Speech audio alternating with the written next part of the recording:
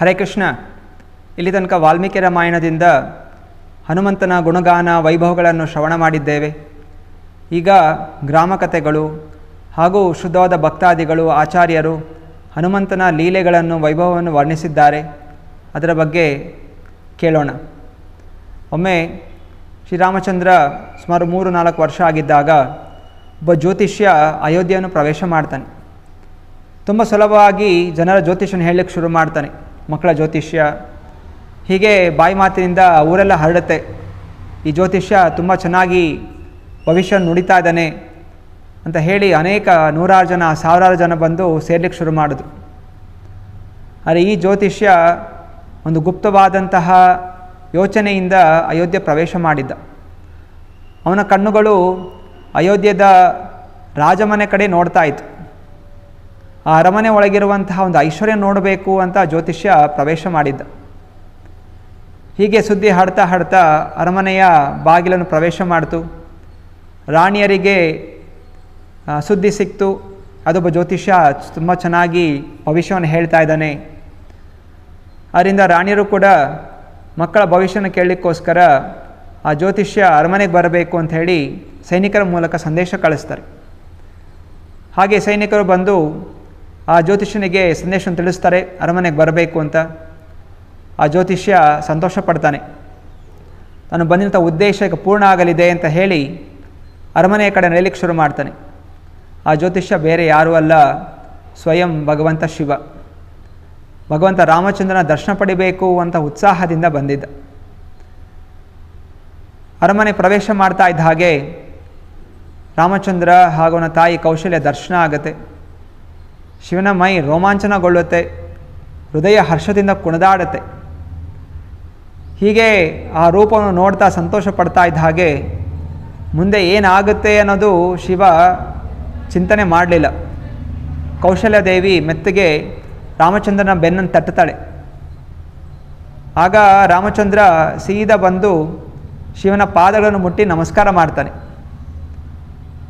ಶಿವನ ಪಾದಗಳು ಸ್ಪರ್ಶ ಆಗ್ತಾ ಇದ್ದ ಹಾಗೆ ಶಿವ ದಿಗ್ಭ್ರಮೆಗೊಳ್ಬಿಡ್ತಾನೆ. ಅವನಿಗೆ ಏನಾಗ್ತಾ ಇದೆ ಮನಸ್ಸಲ್ಲಿ ಸಿಡಿಲು ಬಡ್ದಂಗೆ ಆಗುತ್ತೆ. ಕಿವಿಯೆಲ್ಲ ಮುಚ್ಚೋಗ್ಬಿಡುತ್ತೆ, ತಲೆ ತಿರುಗ್ಲಿಕ್ಕೆ ಶುರು ಆಗುತ್ತೆ.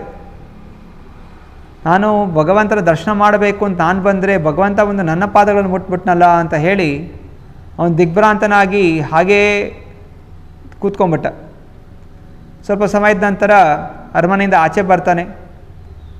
ಇದೇ ಯೋಚನೆ ಮಾಡ್ತಾನೆ, ಏನಾಗೋಯಿತು, ಏನೇನು ಮಾಡೋಕ್ಕೆ ಬಂದಿದೆ, ಏನಾಗೋಯಿತು ಅಂತ ಹೇಳಿ ಚಿಂತನೆ ಮಾಡ್ತಾ ಅಲ್ಲಿಂದ ಅದೃಶ್ಯನಾಗ್ಬಿಡ್ತಾನೆ. ಸೀದಾ ಕಿಷ್ಕಿಂದಾಗ ಬರ್ತಾನೆ. ಬಂದು ಹನುಮಂತನ ಭೇಟಿ ಆಗ್ತಾನೆ. ಹನುಮಂತನಿಗೆ ಹೇಳ್ತಾನೆ, ಬಾ ಬೇರೆ ಕೆಲಸ ಇದೆ ಹೋಗೋಣ ಅಂತ. ಹನುಮಂತನು ಒಪ್ಕೊಂಡು ಸೀದಾ ಶಿವನ ಜೊತೆ ಹಾರ್ಕೊಂಡು ಹೊರಟೋಗ್ತಾನೆ. ಈಗ ಶಿವ ಒಬ್ಬ ದೊಂಬರಾಟ ರೂಪವನ್ನು ತಾಳ್ತಾನೆ. ಮಂಕಿ ಆಡಿಸೋವನು, ಮಂಗನ ಆಡಿಸೋವನು. ಹಾಗೆಯೇ ಹನುಮಂತ ಒಬ್ಬ ಸಣ್ಣ ಪುಟ್ಟ ಮಂಗನಾಗಿ ಪರಿವರ್ತನೆಗೊಳ್ತಾನೆ. ದೊಂಬರಾಟ ಡಮ್ರನು ಹೊಡಿತಾ ಆ ಮಂಗನು ಕೂಡ ಕುಣಿತಾ ಅಯೋಧ್ಯ ನಗರವನ್ನು ಪ್ರವೇಶ ಮಾಡ್ತಾರೆ. ಸಣ್ಣ ಮಕ್ಕಳೆಲ್ಲ ಓಡಿ ಬರ್ತಾರೆ ಆ ಶಬ್ದ ಕೇಳಿ. ಆ ಮಂಗ ಕುಣಿತಾ ಇದೆ ನೋಡಿ ಖುಷಿ ಪಡ್ತಾರೆ, ಚಪ್ಪಾಳೆ ತಟ್ತಾರೆ, ದೊಡ್ಡವರು ಬಂದು ಸೇರ್ತಾರೆ. ಹೀಗೆ ಬಾಯಿ ಮಾತಿಂದ ಮತ್ತೆ ಪುನಃ 1000 ಜನ ಸೇರ್ತಾರೆ. ಅಷ್ಟು ಚೆನ್ನಾಗಿ ಕುಣಿತಾ ಇದ್ದ ಆ ಮಂಗ. ಹಾಗೂ ಆ ಡಮ್ರು ಶಬ್ದಗಳು ಕೂಡ ಕಿವಿ ಕೇಳಿಸ್ತಾ ಇದ್ದಾಗ ಎಲ್ರಿಗೂ ನೃತ್ಯ ಮಾಡಬೇಕು ಅನಿಸ್ತಾಯಿತ್ತು. ಹೀಗೆ ಹಾಡ್ತಾ ಕುಣಿತಾ ಸುದ್ದಿ ಹಾಡ್ತಾ ಅರಮನೆಗೆ ಪ್ರವೇಶ ಆಯಿತು.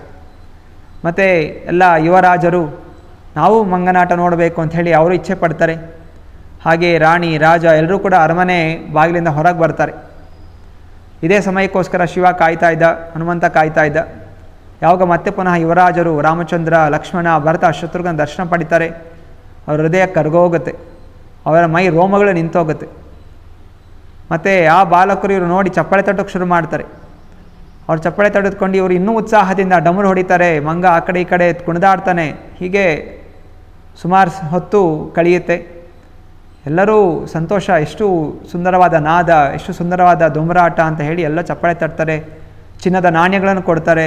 ಆಮೇಲೆ ಅದು ಮುಕ್ತಾಯಗೊಳ್ಳುತ್ತೆ. ಎಲ್ಲರೂ ಖುಷಿಯಿಂದ ಸಂತೋಷ ಪಡ್ತಾ ಮನೆಗೆ ಹೋಗ್ತಾರೆ. ರಾಮಚಂದ್ರ ತನ್ನ ತಂದೆನ ಕೇಳ್ತಾನೆ, ಅಪ್ಪ ನನಗೆ ಆ ಮಂಗ ಮರಿ ನನಗೆ ಕೊಡಿಸು, ನನಗದು ಬೇಕು ಅಂತ. ದಶರಥ ಬಾಲಕನ ಮಾತು ಕೇಳಿ ಸ್ವಲ್ಪ ಮುಜುಗರ ಪಡ್ತಾರೆ, ಏನು ಮಂಗಮರಿನ ಕೇಳ್ತಾ ಇದ್ದಾನ ಅಂತ. ಆದರೂ ಆಯಿತು, ರಾಮಚಂದ್ರ ಇಷ್ಟಪಟ್ಟಿದ್ದಾನೆ ಅಂಥೇಳಿ ಆ ದೊಂಬರಾಟ ಅವ್ನಿಗೆ ಹೇಳ್ತಾನೆ, ದಯವಿಟ್ಟು ಈ ನಿಮ್ಮ ಮಂಗಮರಿಯನ್ನು ನಮಗೆ ಕೊಡ್ತೀರಾ ಅಂತ. ಇದಕ್ಕೋಸ್ಕರನೇ ಶಿವ ಕಾಯ್ತಾ ಇದ್ದ. ನನ್ನ ಆದ ವಿಸ್ತರಣೆ ನಾನು ನೇರವಾಗಿ ಮಾಡದಿದ್ರೂ ಕೂಡ ನನ್ನ ಈ ರೂಪ ಹನುಮಂತ ರಾಮಚಂದ್ರನ ಸೇಲಿ ಇರಲಿ ಅಂತ ಹೇಳಿ ಆ ಮಂಗಮರಿನ ತೆಗೆದು ರಾಮಚಂದ್ರನ ಕೈಗೆ ಇಡ್ತಾನೆ. ರಾಮಚಂದ್ರ ತುರಂತವಾಗಿ ಆ ಮರಿನ ತನ್ನ ಎದೆಗೆ ಗಟ್ಟಿಗೆ ಅಪ್ಕೊಂಡ್ಬಿಡ್ತಾನೆ. ಮೈ ರೋಮಾಂಚನಗೊಳ್ಳುತ್ತೆ ಹನುಮಂತನಿಗೆ, ಶಿವನಿಗೂ ಕೂಡ. ಅನಂತರ ದಶರಥ ರಾಮಚಂದ್ರನಗ್ತಾ ಅಂದ್ಕೊಂಡು ಖುಷಿಪಟ್ಟು, ನಂತರ ಈ ದೊಂಬರಾಟ ಅವನಿಗೇನು ದುಡ್ಡು ಕೊಡಬೇಕು, ಎಷ್ಟು ಇದಕ್ಕೆ ಬೆಲೆ ಅಂತ ಕೇಳುವಷ್ಟರಲ್ಲಿ ಆ ವ್ಯಕ್ತಿ ಕಾಣಿಸ್ತಾನೇ ಇಲ್ಲ. ಎಲ್ಲ ಕಡೆ ನೋಡ್ತಾರೆ, ಎಲ್ಲೂ ಕಾಣಿಸಿಲ್ಲ. ಅವನು ಗಾಳಿಯಲ್ಲಿ ಅದೃಶ್ಯನಾಗ್ಬಿಟ್ಟ. ಶಿವ ಬಂದಂಥ ಉದ್ದೇಶ ಪೂರ್ಣ ಆಯಿತು. ಅವನು ವಾಪಸ್ ಕೈಲಾಸಕ್ಕೆ ಹೋಗ್ಬಿಟ್ಟ. ಅನಂತರ ರಾಮಚಂದ್ರ ಹಾಗೂ ಆ ಮಂಗಮರಿಯ ಒಂದು ಪ್ರೀತಿ ದಿನೇ ದಿನೇ ಬೆಳೀತಾ ಹೋಗ್ತು. ಹಗಲು ರಾತ್ರಿ ಇಬ್ಬರು ಆಟ ಆಡೋದು, ತಿನ್ನೋದು ಜೊತೆಗೆ ಮಾಡ್ತಾ ಇರ್ತಾರೆ. ರಾತ್ರಿ ಮಲಗೋದು. ಬೆಳಗ್ಗೆ ಎದ್ದ ತಕ್ಷಣ ರಾಮಚಂದ್ರ ಆ ಮಂಗಮರಿನ ಅಪ್ಕೋತಾ ಇದ್ದ. ಕೆಲವೊಮ್ಮೆ ಮಂಗಮರಿ ರಾತ್ರಿ ನಿದ್ರೆನೇ ಮಾಡ್ತಾ ಇರಲಿಲ್ಲ, ಯಾವಾಗ ಬೆಳಗಾಗುತ್ತೆ, ಯಾವಾಗ ರಾಮಚಂದ್ರ ಅಪ್ಕೋತಾನೆ ಅಂಥೇಳಿ ಕಾಯ್ಕೊಂಡು ಕೂತಿರೋನು. ಸೊ ಒಂದು ದಿವಸ ಹೀಗೆ ಗಾಳಿಪಟ ಆಡಿಸ್ತಾ ಇರ್ತಾರೆ. ರಾಮಚಂದ್ರ ಗಾಳಿಪಟನ ಬಿಟ್ಟು ಅದು ಮೇಲೆ ಮೇಲೆ ಮೇಲೆ ಆಕಾಶಕ್ಕೆ ಹಾರುತ್ತೆ, ಮೋಡಗಳ ಮೇಲೆ ಹಾರ್ಕೊಂಡು ಹೋಗುತ್ತೆ. ಅನಂತರ ಅದು ಕಾಣಿಸೋದೇ ಇಲ್ಲ. ಕೆಳಗೆ ಎಳೆದ್ರೂ ಕೂಡ ಪಟ ಗಾಳಿಪಟ ಕೆಳಗೆ ಬರ್ತಾನೂ ಇಲ್ಲ. ಏನಾಯಿತು ಅಂತ ಚಿಂತನೆ ಮಾಡ್ತಾ ಇದ್ದಾಗೆ ಆ ಮಂಗಮರಿನ ಕಳಿಸ್ತಾರೆ, ಹಗ್ಗದ ಮೇಲೆ ಏನಾಯಿತು ನೋಡು ಅಂತ. ಹಾಗೆ ಹನುಮಂತ ಹಗ್ಗನ ಹಿಡ್ಕೊಂಡು ಮೇಲೆ ಮೇಲೆ ಹತ್ಕೊಂಡು ಹೋಗ್ತಾನೆ. ಅದು ಮೋಡದ ಮೇಲೆ ಹೋಗುತ್ತೆ. ಮೋಡದ ಮೇಲೆ ಹೋಗಿ ನೋಡಿದ್ರೆ ಅಲ್ಲಿ ಇಂದ್ರನ ಮಗ ಜಯಂತ ಆ ಗಾಳಿಪಟನ ಹಿಡ್ಕೊಂಡ್ಬಿಟ್ಟಿರ್ತಾನೆ, ಬಿಡ್ತಾನೇ ಇಲ್ಲ. ಅನಂತರ ಆ ಮಂಗಮರಿ ಹನುಮಂತನ ರೂಪ ಅಂತ ತಾಳಿ ಜಯಂತನಿಗೆ ಹೇಳ್ತಾನೆ, ಸರಿ ಈಗ ಬಿಟ್ಬಿಡು, ಮುಂದೆ ಚಿತ್ರಕೂಟದಲ್ಲಿ ರಾಮಚಂದ್ರ ನಿನಗೆ ಭೇಟಿ ಆಗ್ತಾನೆ, ಇವಾಗ ಗಾಳಿಪಟನ ಬಿಡು ಅಂತ. ಹಾಗೆ ಆಗಲಿ ಅಂತ ಹೇಳಿ ಗಾಳಿಪಟ ಬಿಡ್ತಾನೆ. ಹನುಮಂತ ಮತ್ತೆ ಪುನಃ ಮಂಗಮರಿಯ ವೇಷ ಧಾರಿಸ್ಕೊಂಡು ವಾಪಸ್ ಓಡಿ ಬರ್ತಾನೆ. ಹೀಗೆ ಪ್ರತಿ ದಿವಸ ಆಟ ಊಟ ಅನೇಕ ದಿವಸಗಳು ಹೀಗೆ ಕಳೆಯುತ್ತೆ. ಮತ್ತು ಒಂದು ದಿವಸ ಪರಶುರಾಮ ಅಯೋಧ್ಯೆಗೆ ಬರ್ತಾನೆ, ನಿನ್ನ ಮಗನನ್ನು ಕಳಿಸ್ಕೊಡು ನನ್ನ ಜೊತೆ ಅಂತ. ಆಯಿತು, ದಶರಥ ಹೇಳ್ತಾನೆ, ಆಯಿತು ರಾಮಚಂದ್ರ ಕರ್ಕೊಂಡು ಹೋಗಿ ಅಂತ. ತುಂಬ ದುಃಖ ಇದೆ, ಆದರೂ ಪರಶುರಾಮರ ಮುಂದೆ ಎದುರು ಹಾಕ್ಲಿಕ್ಕಾಗೋದಿಲ್ಲ. ಅದರಿಂದ ಆಯಿತು ಕಳಿಸ್ಕೊಡಿತಾನೆ. ಆಗ ರಾಮಚಂದ್ರ ಆ ಮಂಗಮರಿ ಹತ್ರ ಬಂದು ಹೇಳ್ತಾನೆ, ನಮ್ಮಿಬ್ಬರ ಸ್ನೇಹ ಹೀಗೆ ಇರಲಿ, ಅವರಿಗೆ ಸಮಯ ಬಂದಿದೆ, ನಾವು ಯಾತಕ್ಕೋಸ್ಕರ ಇಲ್ಲಿ ಬಂದಿದ್ದೀವಿ ಅದನ್ನು ಪೂರ್ಣಗೊಳಿಸಲಿಕ್ಕೆ ನಾವು ಮುಂದಾಗಬೇಕು, ನಮ್ಮ ಜವಾಬ್ದಾರಿಗಳಿದೆ. ಈಗ ನೀನು ವಾಪಸ್ ಕಿಷ್ಕಿಂದಾಗೆ ಹೋಗು, ಕ್ರಮೇಣವಾಗಿ ನಾವು ಮತ್ತೆ ಭೇಟಿಯಾಗೋಣ ಕಿಷ್ಕಿಂದ ಅಲ್ಲಿ ಸುಗ್ರೀವನ ಜೊತೆ ಅಂತ ಹೇಳಿ ಮತ್ತೆ ಪುನಃ ಗಟ್ಟಿಯಾಗಿ ಮಂಗಮರಿನ ಅಪ್ಕೋತಾರೆ. ನಂತರ ರಾಮಚಂದ್ರ ಪರಶುರಾಮ ಜೊತೆ ಹೋಗ್ತಾರೆ ಹಾಗೂ ಹನುಮಂತ ವಾಪಸ್ ಕಿಷ್ಕಿಂದಾಗಿ ಬರ್ತಾನೆ. ಒಮ್ಮೆ ಬಾಲಕ ಹನುಮಂತ ಹೀಗೆ ಅರಮನೆಯಲ್ಲಿ ಕೂತ್ಕೊಂಡು ನೋಡ್ತಾ ಇದ್ದ ಹಾಗೆ ಅವನ ಕಿವಿಗಳಿಗೆ ಸುಂದರವಾದಂಥ ಒಂದು ಹಾಡು ಕೇಳಿಸ್ಬರುತ್ತೆ ಹಾಗೂ ತಂಬೂರಿ ನಾದ ಕೂಡ ಕೇಳಿಸ್ತಾ ಇರುತ್ತೆ. ಎಲ್ಲಿಂದ ಬರ್ತಾ ಇದೆ ಅಂತ ನೋಡ್ತಾ ಇದ್ದ ಹಾಗೆ ಈ ನಾರದ ಮುನಿಗಳು ಹಾಡ್ತಾ ಹೋಗ್ತಾ ಇದ್ದಾರೆ, ಹರಿಯ ಗುಣಗಾನ ಮಾಡ್ತಾ. ತುರಂತವಾಗಿ ಹನುಮಂತ ಹೋಗಿ ನಾರದ ಮುನಿಗಳ ಪಾದಗಳನ್ನು ಹಿಡ್ಕೊಂಡ್ಬಿಡ್ತಾನೆ. ಸ್ವಾಮೀಜಿಗಳೇ ಬನ್ನಿ ಬನ್ನಿ, ನಮ್ಮನೆ ಅರಮನೆಗೆ ಬನ್ನಿ. ಮತ್ತು ಕೇಳ್ಕೊತೆ, ನನಗೂ ಕೂಡ ಈ ವಾದ್ಯಗಳು ನುಡಿಸ್ಲಿಕ್ಕೆ ಸಂಗೀತ ಹಾಡಲಿಕ್ಕೆ ಹೇಳ್ಕೊಡಿ ಅಂತ. ಹಾಗೆ ನಾರದ ಮುನಿಗಳು ಕೂಡ ತುಂಬ ಶ್ರದ್ಧೆಯಿಂದ ಹನುಮಂತನಿಗೆ ಎಲ್ಲ ಹಾಡುಗಳು, ಸ್ವರಗಳು, ರಾಗಗಳು, ನಾನಾ ವಾದ್ಯಗಳು ನುಡಿಸೋದಕ್ಕೆಲ್ಲ ಕಲಿಸ್ಕೊಡ್ತಾರೆ. ಅನಂತರ ತುರಂತವಾಗಿ ಹನುಮಂತನೂ ಕೂಡ ಎಲ್ಲ ವಿದ್ಯೆಗಳನ್ನು ಒಂದೇ ಸಮಯದಲ್ಲಿ ಕಲ್ತ್ಕೊಂಡ್ಬಿಡ್ತಾನೆ. ಒಮ್ಮೆ ಹೇಳಿದ್ರೆ ಸಾಕು, ಗುರುಗಳು ಎಲ್ಲವನ್ನು ಹಾಗೆ ಸ್ಮರಣೆ ಇಟ್ಕೊಂಡು ಅವನು ಅದನ್ನೇ ಕಾರ್ಯಗತಗೊಳಿಸ್ತಾ ಇರ್ತಾನೆ. ನಾರದ ಮುನಿಗೆ ತುಂಬ ಖುಷಿಯಾಗುತ್ತೆ, ಎಂತಹ ಒಳ್ಳೆಯ ಶಿಷ್ಯ ಸಿಕ್ಕದ, ಎಷ್ಟು ಶೀಘ್ರವಾಗಿ ಕಲಿತಾ ಇದ್ದಾನಲ್ಲ ಅಂತ. ಎಲ್ಲ ವಿದ್ಯೆ ಹೇಳಿದ ಮೇಲೆ ನಾರದ ಮುನಿಗೆ ಹೇಳ್ತಾರೆ, ಈಗ ನಿನ್ನ ಪರೀಕ್ಷೆ, ಹಾಡು ನೋಡೋಣ. ಈ ರಾಗದಲ್ಲಿ ತುಂಬ ಒಂದು ಕಷ್ಟಕರವಾದಂಥ ರಾಗವನ್ನು ಹೇಳ್ತಾರೆ, ಈ ಥರ ನೀನು ಹಾಡಬೇಕು, ಈ ರಾಗದಲ್ಲಿ ಹಾಡಬೇಕು ಅಂತ. ಆಯಿತು ಅಂತ ಹೇಳಿ ಇಬ್ಬರು ಉದ್ಯಾನವನದಲ್ಲಿ ಕೂತ್ಕೋತಾರೆ. ಹನುಮಂತನು ಪದ್ಮಾಸನ ಕೂತ್ಕೊಂಡ್ಬಿಡ್ತಾನೆ.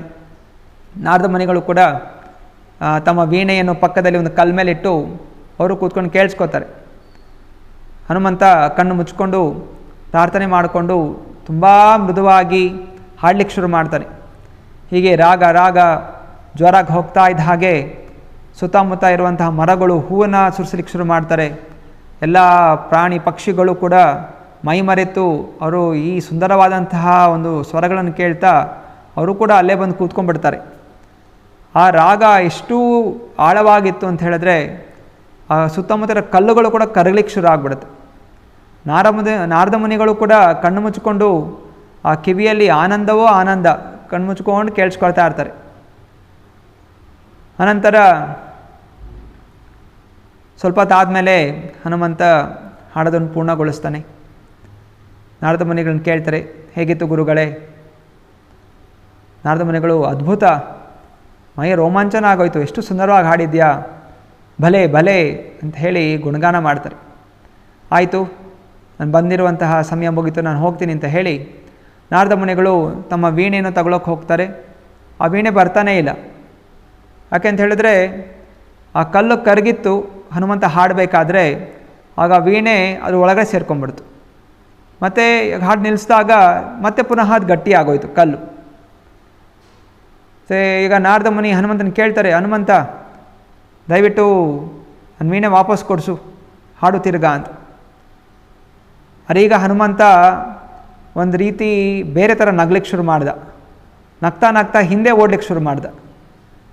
ನಾರದ ಮುನಿಗಳು, ಇದ್ಯಾಕೆ ಇವನು ಹಿಂಗೆ ತುಂಟತನ ಮಾಡ್ತಾ ಇದ್ದಾನೆ, ಸರಿ ಹೋಗಲಿ ಬಿಡು, ನಾನೇ ಹಾಡ್ಕೊಂಡು ತೊಗೋತೀನಿ. ಅವ್ರು ಹಾಡ್ತಾರೆ, ಅವ್ರು ಹಾಡಿದ್ರೂ ಕೂಡ ಆ ಕಲಕ್ಕೆ ಕರಗ್ತಾನೇ ಇಲ್ಲ. ನಂತರ ಹನುಮಂತನ ಹಿಡಿಲಿಕ್ಕೆ ಹೋಗ್ತಾರೆ, ಹನುಮಂತ ಬಾಯಿಲಿ ಹಾಡು ಬಾಯಿಲಿ ಅಂತ. ಆದರೆ ಹನುಮಂತನಿಂದ ಓಡ್ಲಿಕ್ಕೆ ಶುರು ಮಾಡ್ತಾನೆ. ನಾರದ ಮುನಿಗಳು ಹಿಂದೆ ಓಡ್ತಾರೆ. ಹೀಗೆ ಹನುಮಂತ ಓಡ್ತಾ ಓಡ್ತಾ ಓಡ್ತಾ ಸಂಪೂರ್ಣ ಕಿಷ್ಕಿಂದ ಬೆಟ್ಟಗಳು, ಮರಗಳು, ವನಗಳು, ನದಿಗಳು ಎಲ್ಲ ಕಡೆ ಸುತ್ತಾಡಿ ಸುತ್ತಾಡಿ ವಾಪಸ್ ತಿರ್ಗಿ ಅದೇ ಸ್ಥಳಕ್ಕೆ ಓಡಿ ಬರ್ತಾರೆ. ನಾರದ ಮುನಿಗಳು ಕೂಡ ಹಿಂದೆ ಹಿಂದೆ ಓಡಿ ಓಡಿ ಓಡಿ ಓಡಿ ಆಶ್ಚರ್ಯಚಕಿತರಾಗಿ, ಅಲ್ಲ ಹನುಮಂತ, ಯಾಕೆ ಹೀಗೆ ಮಾಡಿದೆ?